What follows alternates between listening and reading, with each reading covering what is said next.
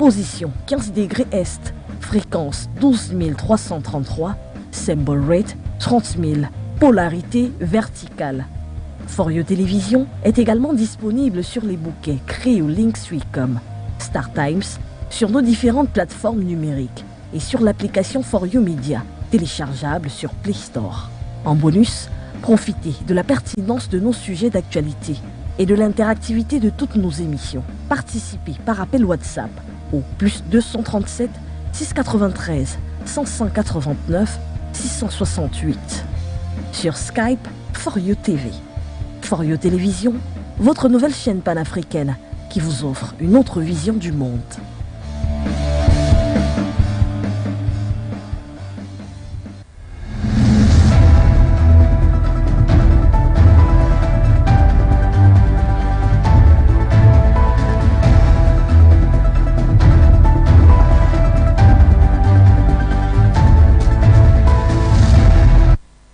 Good evening, ladies and gentlemen. You're welcome to this 6 p.m. newscast over Pan-African channel For You Television. But first, our top stories. We kick off with Africa, where education is defined as the activity of teaching people in schools, colleges, and universities and all the arrangements that surround it. What happens when educational systems are not being valued on the African continent? We shall be bringing you details in this newscast. Over to Burkina Faso, where Burkina Faso's former leader Blaise Compaoré has demanded forgiveness from the family of Africa's icon Thomas Sankara as well as the whole nation. These quotes will be coming up in this subsequent newscast. Welcome back, ladies and gentlemen. We kick off these newscasts with the Democratic Republic of Congo, where the death toll from unprecedented attacks in the eastern part of the country has risen to 15. This has pushed locals in the country to, of course, push away the MONUSCO mission as well as peacekeepers in the region. Details in these subsequent reports. The death toll following a trend of protests on the Democratic Republic of Congo has risen to 15. The UN spokesperson and the Congolese government on Tuesday affirmed that 3 members of the United Nations Organization Stabilization Mission in the DRC, MONUSCO, and at least 12 protesters were killed in 2 cities of the North Kivu province. Demonstrators have been gathering in various cities of the region, saying they want the UN's mission in the eastern part of the country to end and the peacekeepers to leave, claiming they haven't been able to counter armed groups. The situation in Butembo, the region's 3rd city, was chaotic Tuesday afternoon and activities were paralyzed. In the morning, hundreds of protesters had surrounded the UN's logistics base in Goma and attacked the mission's transit camp outside the city center. According to media reports, Congolese security forces struggled to contain the crowd. A UN spokesperson said that the situation was still tense and backup would be sent. In recent times, countries across the region have been trying to evict foreign bodies within the soil. Similar cases have been seen in Mali and now the Democratic Republic of Congo, all these amidst rising insecurity in the region. Is this a sign Africa is gradually rethinking of getting its independence? Just the future will tell us. We now leave the Democratic Republic of Congo to take you to Rwanda, where the country is exploring the use of gas from Lake Kivu for cooking, industrial as well as food. It is expected that the cooking gas produced from the lake could be used by the end of 2023. We take a critical look at this with this report compiled to us by Futso. The project involved the construction of an offshore gas extraction facility along with onshore gas processing and compression plants for CNG, compressed natural gas. This comes in the wake of the global struggle of high prices of gas and fuel currently in Rwanda. A 12-kilogram cooking gas cylinder cost at least 18,500 Rwanda francs, an increase of about a half compared to 12,600 Rwanda francs in 2020. It's going to be constructed in 2 phases. So the first phase is going to be composed of 1 barge. So the location where we are standing now is where the barge is going to be assembled. And and then after it's going to be taken to the location where the gas is going to be extracted, which is approximately 30 to 35 kilometers from here. So now, after extracting the gas, it goes through a series of purification such that we can attain the natural gas, which is the CNG gas that we need. So now the gas is going to be brought via pipes. It's going to come below the lake, and it's going to come onshore. The $400 million deal between the Rwandan government and Gasmet Energy Company to extract and process methane from Lake Kivu into CNG was signed in February 2019. However, it was delayed by various factors, including the outbreak COVID-19 pandemic. Probably 2 years looking at that aspects of the project, and we were engaged with international investors to bring the money into the country. Unfortunately, COVID slowed everything in the world down, and it certainly put us really about 12 months behind where we would have liked to have been. But we're at the point now where we are moving ahead. We've started site clearing, we are initiating construction.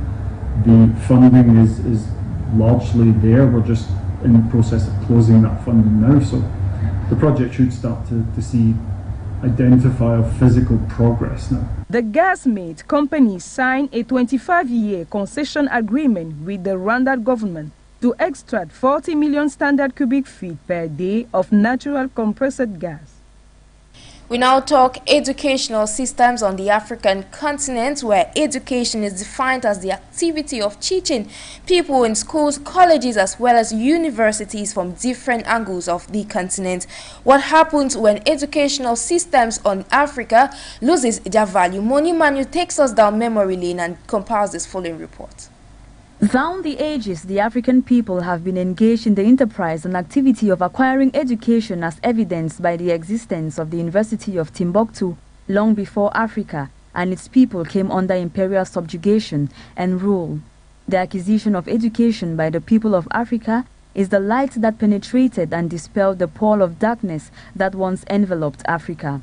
Educated people helped to put a stop to some obnoxious, vile and inhumane cultural practices such as the killing of twins, and many people who attended schools built by white people secured employment in the civil service and contributed their quota to the development of their countries. In the 1960s and the 1970s, the post-primary schools and universities in Africa offered quality education to students, and good morals were inculcated into them. However, sadly, with time, the excellence that was associated with African schools was eroded. The diminution of the educational standard in Africa was partly caused by the military intervention in politics. Military rulers' enactments of draconian laws to muzzle voices of dissent in the polity compelled leading intellectuals to leave Africa. Countries like Kenya, Uganda, Zimbabwe have had teachers strike because of no salary payment. Recently in Cameroon, there was the OTS movement by teachers who were on the streets because they were fed up with their poor working conditions. What have the governments of these countries done to change this present status quo?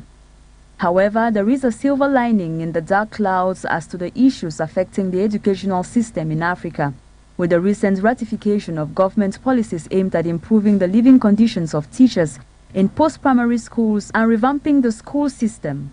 Therefore, to strengthen education systems for sustainable development in Africa, there is need to improve equity, equality, and relevance. Education in Africa highlights 5 top priorities for the remaining 8 years of the Education 2030 agenda, beyond which is from demographics, financing, inclusion, quality to employment. When these measures are implemented, they will reduce the financial difficulties which teachers suffer and boost their morale, thus revamping the educational system in Africa. As we did told you in one of our top stories, former Burkina Faso President Blaise Compaoré has demanded forgiveness from the family of the African icon Thomas Sankara, as well as the whole nation. These he said on July 26, 2022 in the presence of Burkinabe president or Burkinabe officials. Details are in this report. Burkina Faso's former president Blaise Compaoré has demanded forgiveness from the family of slain Pan-African icon Thomas Sankara and the people of Burkina Faso.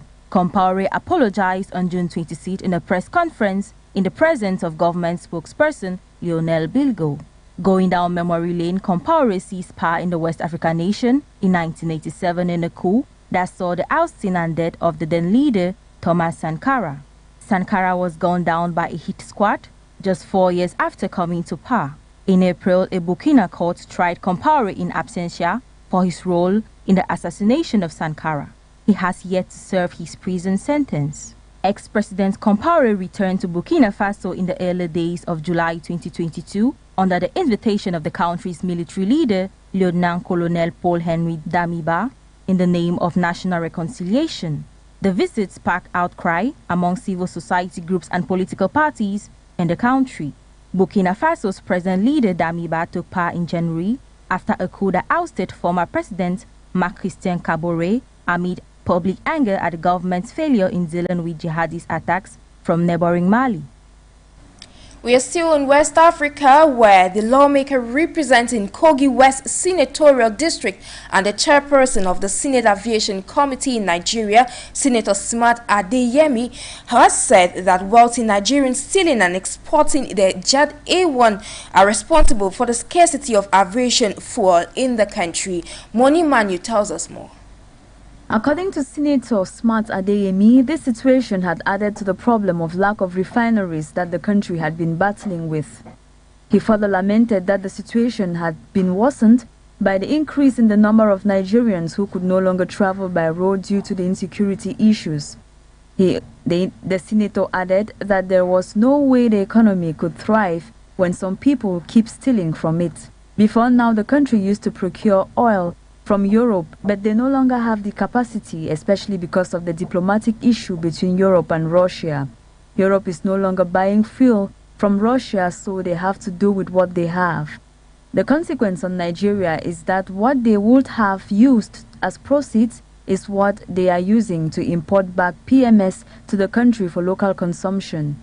The same thing goes for aviation. The Jet A1 that is being imported is beyond what the country is consuming. Nigerians are smuggling Jet A1 to other African countries. So it means neighboring countries live on what Nigeria is bringing, and that accounts for why the subsidy keeps increasing.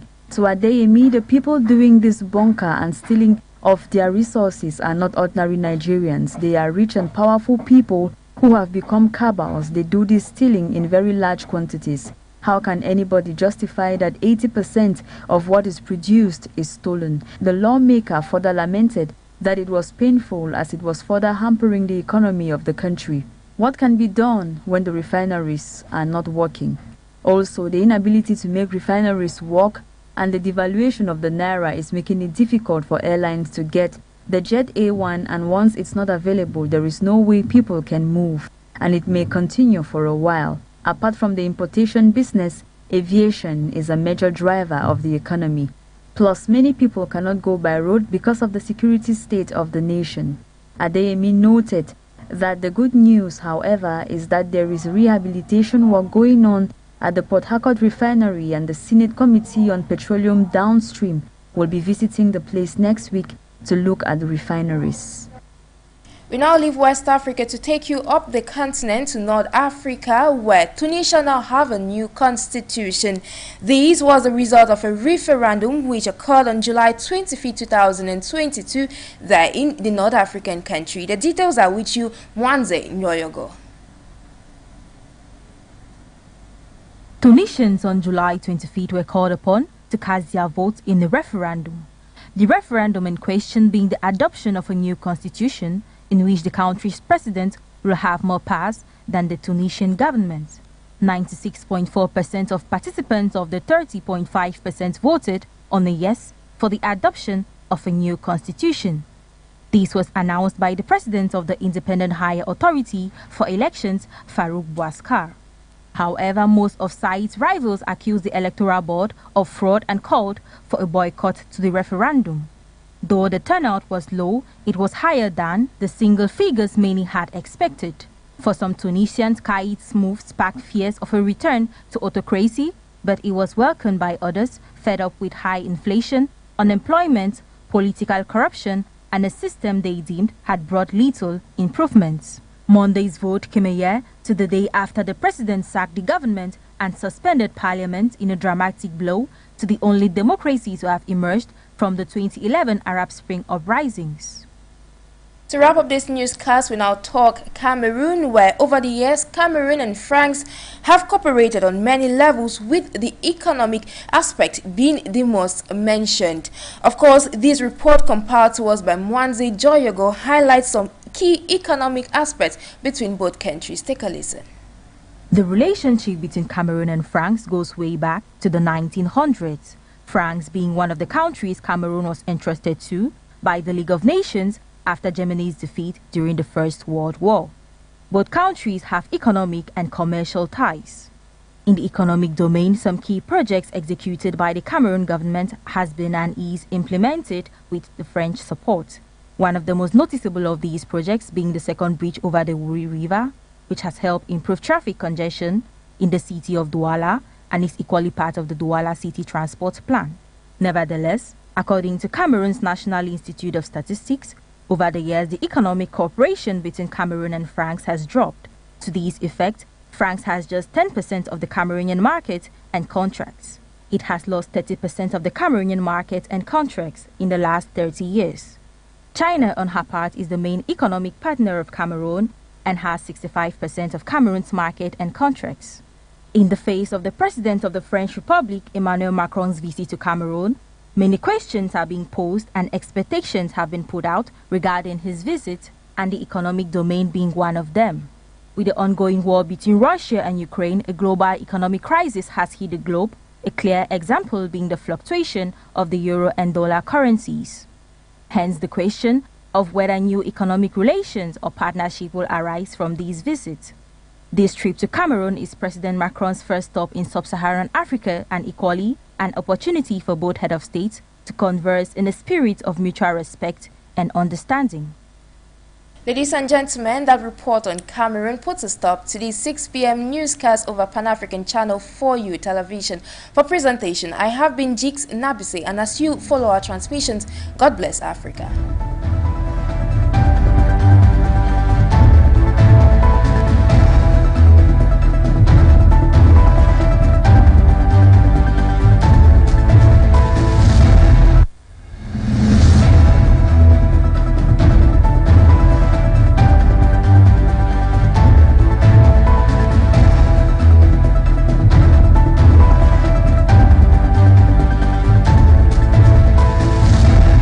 Votre chaîne de télévision panafricaine For You Télévision, désormais dans vos ménages, via le satellite Eutelsat 16A, position 16 degrés Est, fréquence 12521, symbol rate 30 000, polarité horizontale.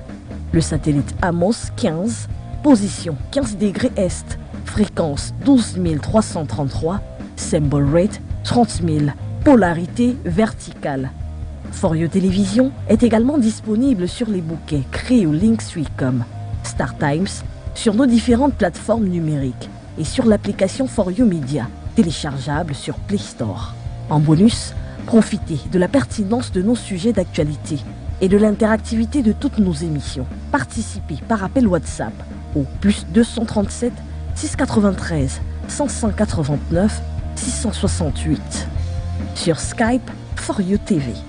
For You Télévision, votre nouvelle chaîne panafricaine qui vous offre une autre vision du monde.